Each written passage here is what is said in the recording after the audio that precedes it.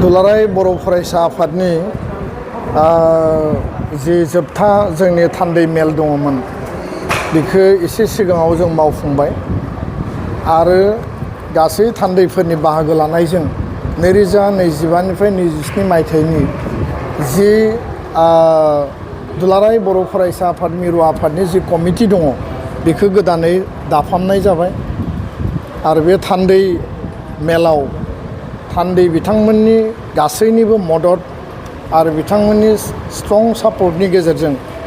दुलाराय बर' फरायसा आफादनि आफादगिरि महरै फिन आंखौ बिथांमोना बिबान होफिनदों आरो गाहाय नेहाथारि हिसाबै खनेन्द्र बसुमतारी, लोगो आफादगिरि हिसाबै खोरोमदाव औवारी, गोदानै उमेश दैमारी, लोगो गाहाय नेहाथारि हिसाबै दिनेश ब्रह्म, स्पिकार अबिद नार्जारी आरो गोबां जि टीम गोजाम आरो गोदान आधा जथायनानै दिल्लीनिफ्राय बड'लेण्ड मुलुगसोलोंसालिनिफ्राय गोबां जायगानिफ्राय जोङो मोनसे इउनाइटेड टीम दुलाराय बर' फरायसा आफादनि टीमखौ दिनै बानायनाय जाबाय। दा बे बिथिङाव आङो दहायबो बुंदों जे आं खावलायदोंमोन आरो जिहेतु बे खोथाखौनो सावरायबाय थानाय जादों। थांनाय आराय मास जोङो गुबुन जेंनानि थाखाय खुंफुंनो हायाखैमोन आरो गोबाङानो सोङो जे नोंथाङा आफादगिरिनि बिबानखौ एगारनो नागिराखै बा आफादखौ एगारनो नागिराखै ना संगठना नोंथांखौ हगारनो नागिराखै ना मा थासारि दङ, मा खोथा बाथ्रा दङ, बे खोथाखौ बयबो सोङो। दा सोङोब्ला आं दुखु मोनो। आं बुंदों जे समनि खामानिखौ समाव मावनांगौ, गोदान जोलैखौ हाबा मावनो थाखाय बिबान होनांगौ, बयनियावबो समा एखे थाबाय थाया। निउ जेनेरेसन, निउ स्पिरिट आरो समनि खामानिखौ समाव मावनांगौ, बे खोथाखौनो आङो बयखौबो खावलायनानै थान्दै मेलाव आंनि खोथाखौ आङो लाखिदोंमोन। नाथाय गासैबो खोथा बाथ्राफोरखौ बिबेसना खालामनानै थान्दै मेला आंनो बिबान होफिनदों। बिथांमोननि नारसिननायखौ आं गनाया लादों, खिन्थु आंनि खोथाखौबो बिथांमोना खोनासङाखै होनना बुङाखै, आं खोनासंदों। खिन्थु थासारियानो बेबायदि आरो बेबायदि थासारिखौ अभारकाम खालामनांगौआ बिराद चेलेन्ज। बेबायदि थासारिखौ नोङो बारग'नांगौआ गोरलै बाथ्रा नङा। ओनसोलनि रायजो राजा, जिल्लानि बिटिआरनि रायजो राजाफ्रा मेडियायाव, टिभियाव बायदिसिना सरसा जेरैबायदि ओंखारदों, हास्थायदों जे सामाजिक राजनितिक जिउआव बिथाङाबो खामानि मावफैनांगौ, रायजो राजानि सार्थाव खामानि मावफैनांगौ, बे खोथाखौ मोनसे हास्थायनाय दङमोन ओनसोलनि रायजो राजाफ्रा। दा थासारियानो बेबायदि होननानै आं बुंदों। आं जोबथारनायाव निमाहा बिदों आरो मोनसेल' आङो गावनि गोसो अन्तरखौ आं सोंदों जे आं मा खालामनो। आरो बे मुहुर्तआव गोसोआव बेनो फैदों जे देशनिख्रुइ बिमाया गिदिर नङा,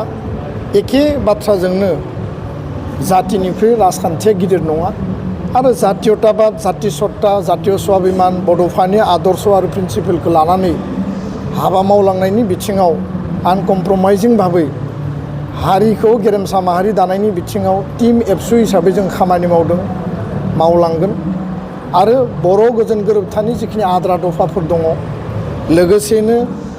बिटिआर सुक्तिनि स्कुल प्रभिन्सियेलाइजेसन, गुन गोनां सोलोंथाइनि मावथांखि, समाज बेरेखा आयनि जि हाबाफारि बड'फा मिशन फर सास्टेनेबल चेन्ज आरो गोबां माखासे बिथिंखौ नोजोर बोनानै दुलाराय बर' फरायसा आफादा हाबा मावलांगोन। आंनि गोसोआव दुखु थाबाय। आं अलरेडि बुंबाय जे बर' गोजोन गोरोबथानि मोनफ्रोमबो दफा सुक्ति मावफुंनाय, भारतनि नखर मन्थ्रिया जि कमिटमेन्ट होदों, आसामनि गिबि मन्थ्रिया जि कमिटमेन्ट होदों आरो कमिटमेन्टनि आधाराव बिथांमोनखौ खामानि मावनांगौनि थाखाय बे एकर्डनि कनस्टिटिउसनेल जि एमेन्डमेन्ट दङ बेखौ मावफुंनांगौ। सिमा बारायनाय, गामि सोसनबावनांगौ, बर' कसारि काउन्सिलनि जि जेंना जेंसि, कार्बि आंलंनि एसटि हिलनि जेंना जेंसि आरो स्कुल प्रभिन्सियेलाइजेसन, बे बिथिंखौ लाफानानै गुन गोनां सोलोंथाइनि मावथांखि, गासै बिथिंखौ जोङो फारि फारि फिट जोङो एबाराव टाइम बाउन्ड आरो उइथ फुल कनफिडेन्सआव हाबा मावगोन बेखिनिखौनो आं फोरमायबाय गोजोन्थों आरो आंहा रावनिबो सायाव आक्षेप बा दाय गैया थान्दै मेला थान्दै हाउसआ जि डिसिसन होदों आं बेखौ गनायनानै लादों आरो दायो जोङो हाबा मावलांगोन समाज आरो हारिनि थाखाय जोङो गोदान मोनसे स्पिरिटजों हाबा मावलांगोन बेखिनिखौनो आं फोरमायबाय आरो फैबाय थानाय समाव आङो एबसुनि टिम आरो हाउसखौ आं खावलायदों आंहाबो माखासे कन्डिसन दङ आंहाबो माखासे कनसिडारेसननि खोथा आंहा दङ बे खोथा बाथ्राफोरखौ नोजोराव लानानै दुलाराय बर' फरायसा आफादखौ स्पिरिट आरो उइथ फुल प्रिन्सिपल डिसिप्लिननि गेजेरजों हाबा मावलांनांगोन एबसुआव गोदान मोनसे जोङो आफादारि रेजुलेसन लाबोगोन अलरेडि सावरायबाय जे गासैबो एबसुनि बिबानगिरिफ्रा ट्रेनिं लानांगोन एबसुनि अर्गेनाइजेसन आरो डिसिप्लिन एबसुनि फिल'सफि आरो प्रिन्सिपलनि सायाव बड'फानि आदर्शनि सायाव जोंनि गुड बिहेभियार आरो साउन्ड हेल्थनि सायाव जोङो माने बिथांमोननो जगा ब्याम मार्शियेल आर्ट्स आरो नेचारेल डिजास्टारनि समाव जेरै साइक्लन जायो आर्थकुइक जायो बेयाव मेन एनिमेल कनफ्लिक्ट जायो फ्लाड जायो इर'सन जायो जों माबायदि साखाफारा जानो बडि मास इन्डेक्स एबसुनि साफ्रोमबो मावथिया गुड हेल्थ आरो साउन्ड हेल्थ थानांगोन जाहाथे बिथांमोना नोरजिया जाया बेमारि जाया बेखौ जोङो नायदों आरो सास्टेनेबल माने सेल्फ सास्टेन गावनो गाव थांना थानो हानाय गावनि आथिङाव गसंथानो हानाय पार्सनेल स्किल बेबायदि बिथिङाव नोजोर होनानै एबसुनि साफ्रोमबो मावथिखौ गोख्रों आरो राफोद खालामनो थाखाय जोङो एबाराव खामानि मावगोन बेखिनियानो